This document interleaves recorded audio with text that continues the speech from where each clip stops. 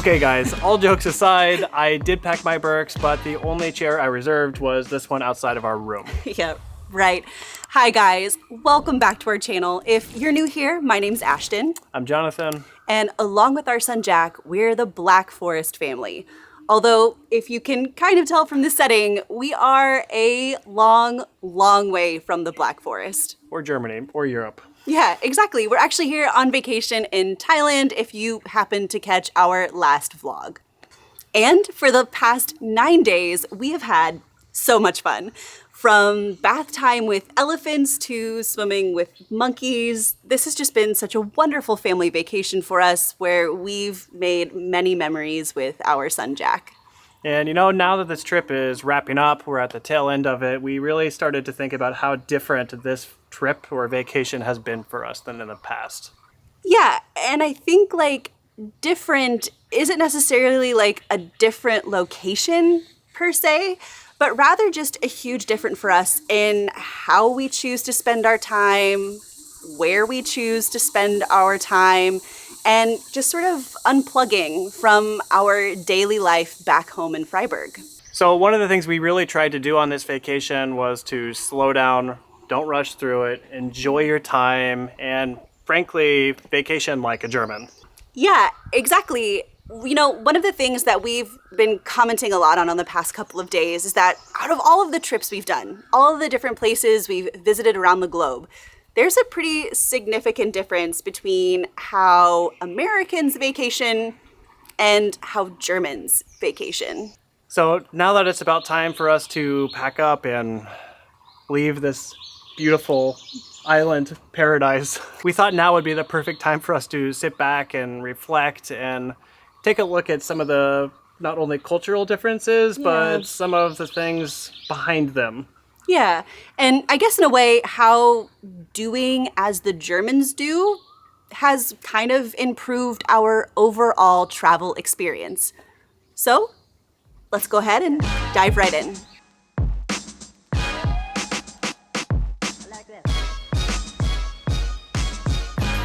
So our first point here is that German passports are super powerful, significantly more than the American passports we use to travel here.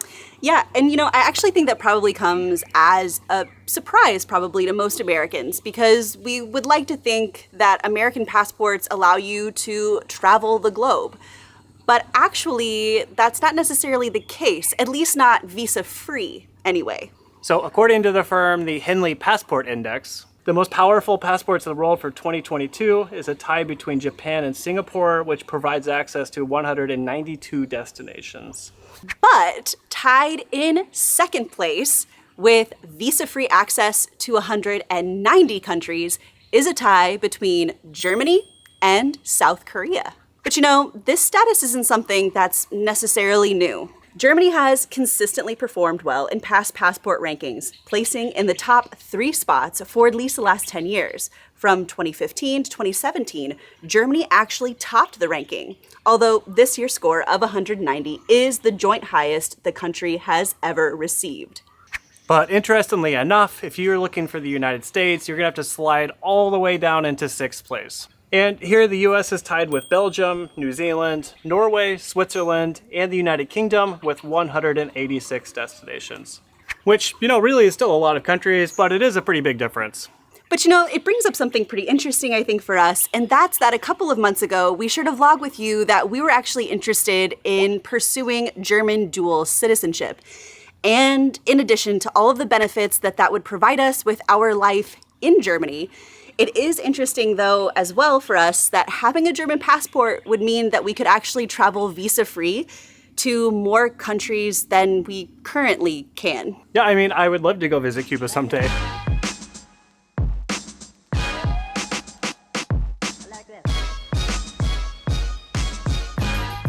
Okay, and you know, actually, speaking of the power of the German passport, I think that leads us pretty well into the next point, which is that I'd like to think that in some way, the German passport being so powerful contributes to the fact that Germans travel a lot. especially internationally. Yeah, Germans really do seem to get around all over the globe. Ashton and I have been pretty fortunate so far to have traveled to about 40 countries. Yeah. And we always argue when we're there, we hear more German speakers than we hear American English speakers. Yeah, absolutely. I think a really good example of this was actually when we were on our honeymoon in Iceland. I mean, here we were in one of the most rugged and remote places on Earth, especially when we were on the northern part of the country. And it never failed that we would walk into a different hotel lobby or check into an Airbnb, and inevitably there would be somebody standing there speaking German. But even on this trip, we've run into more people who are from Germany or studied in Germany. I mean, like there we were playing with elephants, watching elephants, and some girl next to us heard we were from Freiburg and told us she studied in Nuremberg. Yeah, she actually even, I think she said she visited Freiburg while she was in Germany on her studies. So it's a small world. It is a very small world. But seriously, I mean this in the absolute best way possible, but you guys get around. And I think that's probably why, at least at some level in our book, you definitely live up to the term of the Reiseweltmeister, right? The world champions of travel.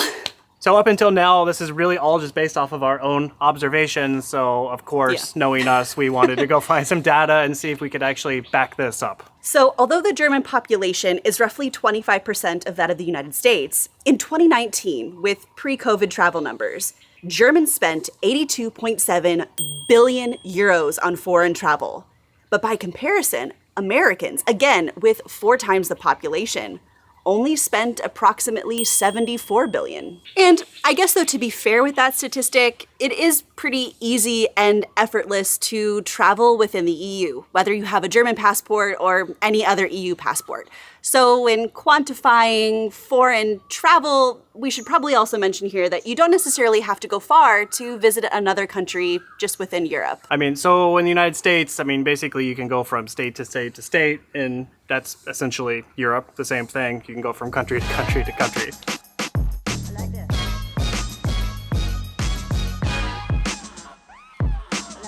However, I think for this next point, it is still really important to note that while Germans do outspend Americans per capita in international travel, whether you're German or American, you are more likely to travel domestically than you are internationally. But I feel like as an American, that domestic travel versus international travel seems to be like a much stronger of a difference. Nevertheless, I think Germans would be shocked to know how little Americans travel abroad. Yeah, there's actually this urban legend that was floating around some time ago that only 10% of Americans actually hold a passport. That's actually not true. It hasn't been true for about 20 years. But as of 2017, only 42% of Americans actually hold a passport. While it's not as severe as 1 in 10, it is still shockingly low compared to other EU countries. Yeah, but I will probably come to Americans' defense at least a little bit here because the American landscape is significantly varied. You can see a lot without necessarily having to leave the US. It's huge. Yeah, I mean, like you have Hawaiian beaches, the Alaskan tundra, the Grand Canyon, the Kansas prairie where you grew up. I mean, there's a lot you can see without necessarily having to leave the comforts of your home country. Yeah, so like, fun fact, for example, I never actually got a passport until I was 18, when I was a senior in high school. Yeah, that was the first time I ever left the US and we went on a family vacation to Mexico. But other than that, for 18 years of my life, I never left the US.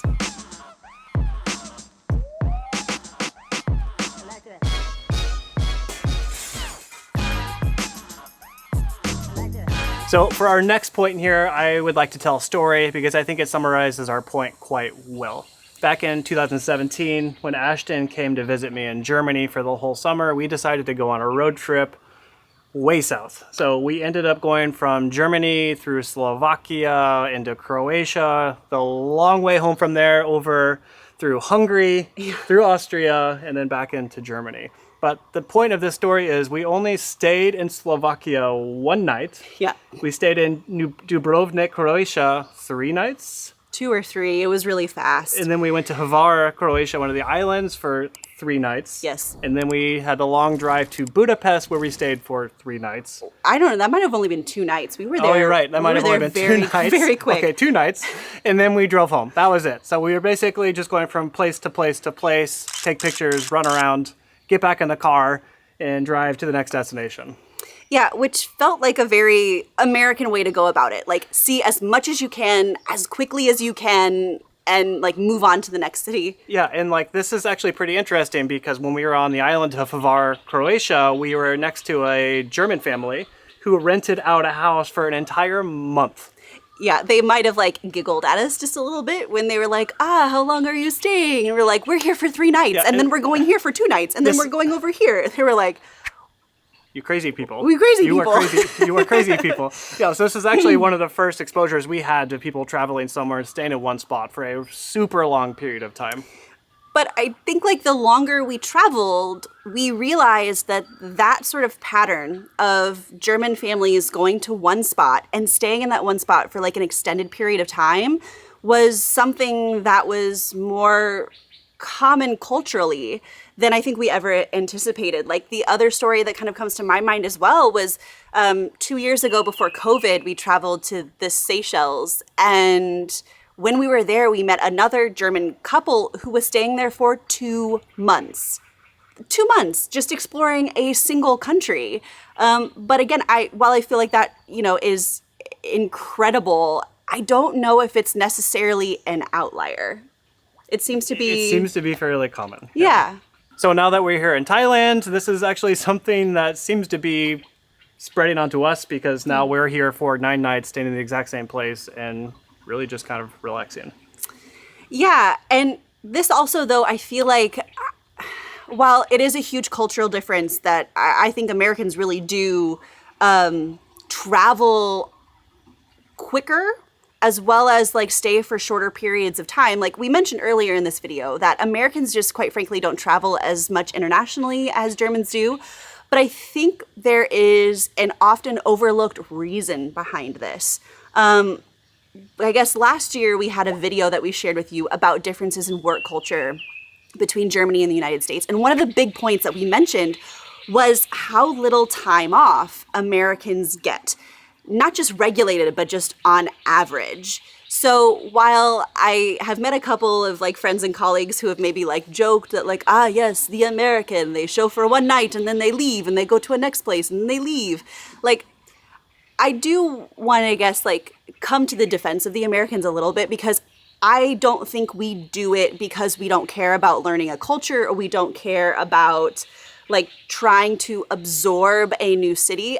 I think really a huge reason why Americans travel that way is quite frankly, they just don't have the time to relax in one spot. And again, like if you only have 10 vacation days a year, and by the way, those vacation days in the United States include sick time. So if you're sick, your vacation days continue to tick away. Yep.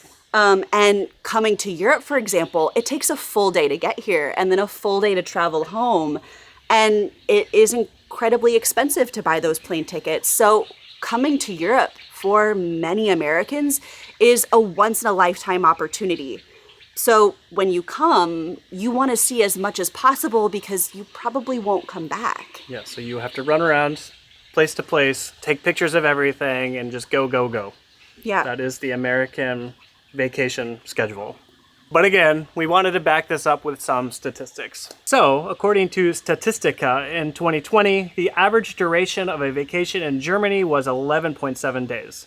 For Americans, it's 5.3 days. And I think to be fair, I would have to imagine that this also feeds into why Americans are also more likely to travel domestically. I mean, if you're only going to go on vacation for a little over 5 days, you're not going to want to spend 2 of those days just trying to get to the destination. You're probably going to want to stay closer to home so you have more time to actually relax.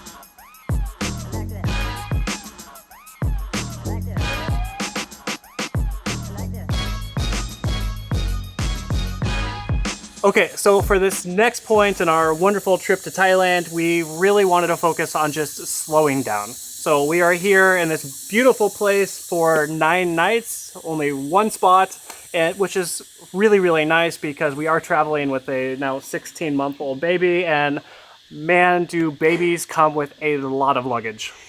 Yeah, so I guess like not only does staying in one spot mean that we don't have to like pack everything up and keep moving with like our caravan full of items, but it has also been just really nice for Jack. We kind of spent the first couple of days just lounging around here at the resort and letting Jack get acclimated. Yeah. I mean, I really think that he is for sure acclimated better on this trip than just a couple of months ago when we went back home for the United States. Yeah, I mean, after a few days, he's already used to his crib. He starts sleeping really well after that. And Yeah. you keep moving from place to place to place. He doesn't feel like he's at home, and it's really hard for him to nap and sleep at night.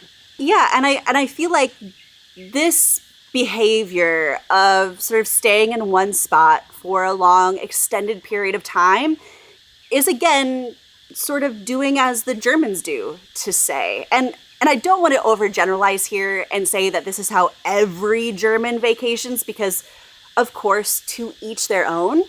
But in our experience, it again does feel like Germans go to one place, they stay in that one place, and they sort of immerse themselves in that new place and the new culture and try to seek out authentic experiences. And also just to have a pure break away from work and life back home. Yeah, so this is something we really appreciate. We not only travel to the big major cultural spots, but we also try to visit local restaurants, local small shops, local art exhibits. Yeah, try to listen to local music while we're here. We try to embrace that side of travel to get a more authentic experience of a country. Yeah.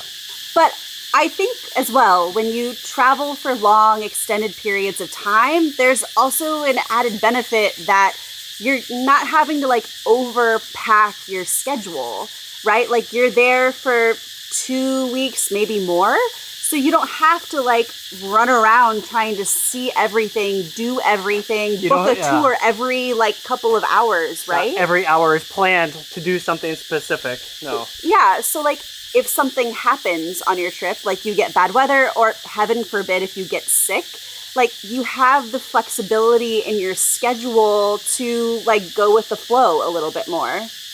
Yeah, I mean, that is the point of the vacation. You're supposed to take a break from your life and relax, not to stress yourself out following a strict schedule of events to follow. Yeah. And actually, though, speaking of getting sick on your vacation, again, I feel like we need to plug that video we made last year about the differences in German and American work culture. Because, again, if you're American watching this video, in Germany, if you get sick on vacation and you have like a documented illness, like with a note from a doctor, you actually get those vacation days back. Yeah, the reasoning is you're on vacation to rest. If you're sick, you are not resting. You get those days back to use them later on in the year. Yeah, so I guess like just sort of even culturally, it just goes to show how valued vacation time is for everyone. Yes.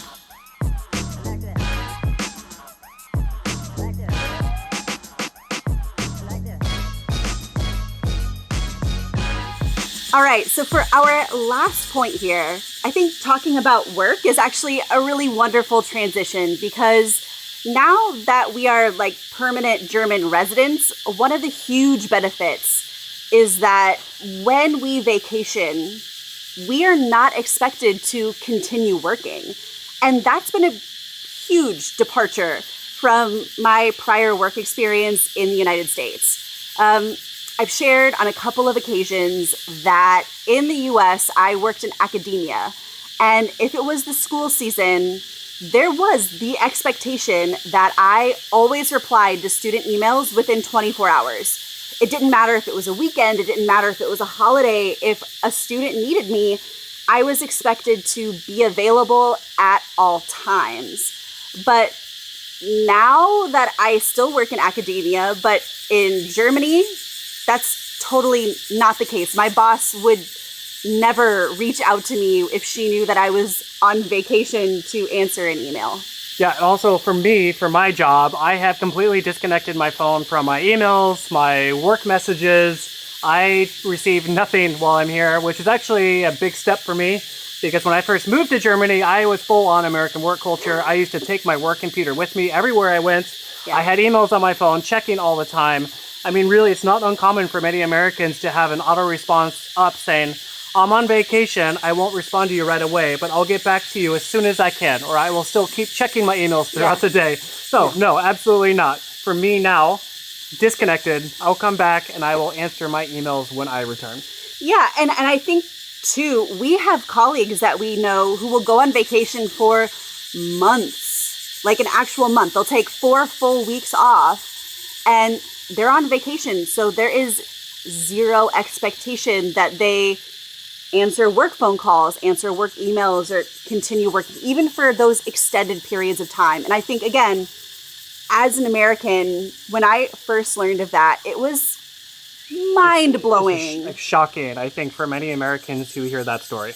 But also so refreshing. Like, the whole point of a vacation is that you take the time to relax and rest so that when you come back to the office, you're a better employee because of those vacation days. Yeah, your company will benefit off of you being disconnected so you can come back and go full gas. It's not working 10% of the time you're on your vacation and you return working 50% because you're still burned out.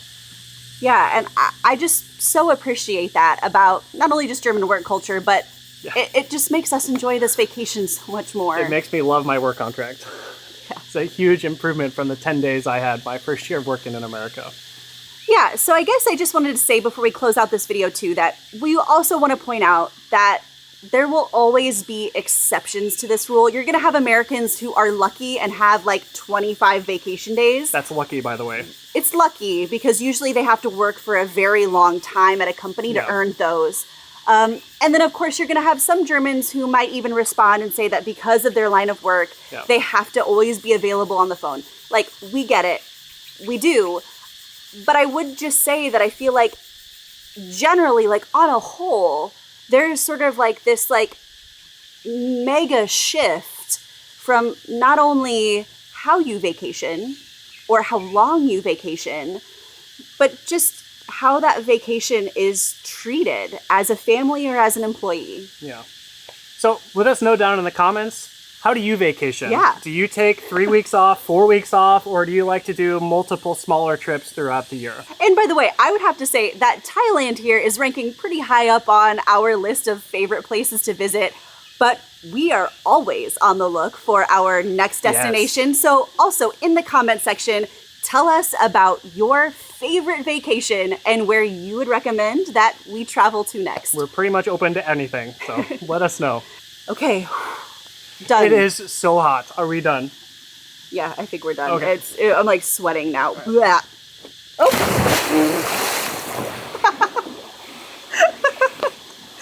we didn't do the outro. Okay. Sorry. All right, guys. So if you All right, guys, if you enjoyed today's video, as always, hit that thumbs up button. And if you want to see more content from the Black Forest family, hit that subscribe button. So I think it's time. I also took a jump in the pool, and we'll see you next time, guys. Cheers. It's fun.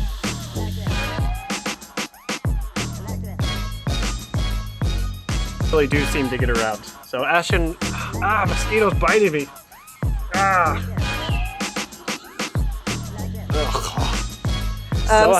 But again, we wanted to back this up with some statistics. And I think that's what a bad choice. Gross.